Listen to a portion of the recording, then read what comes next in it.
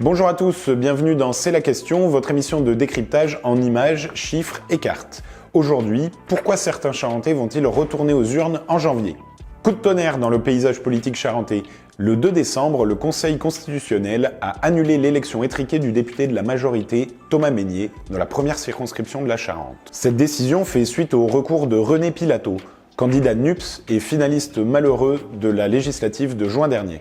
Y a-t-il eu triche? Le Conseil constitutionnel ne tranche pas, mais dans leur décision, les sages relèvent 18 différences de signatures entre le premier et le second tour, 8 signatures hors des cases prévues et un défaut de procuration.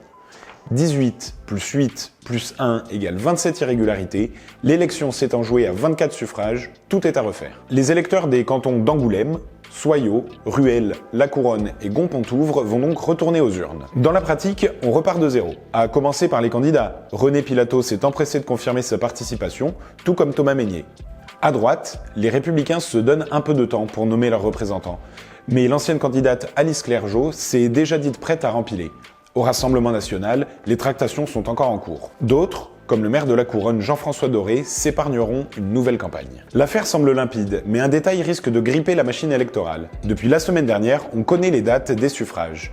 Le premier tour aura lieu le dimanche 22 janvier, la finale le 29, en plein festival de la bande dessinée.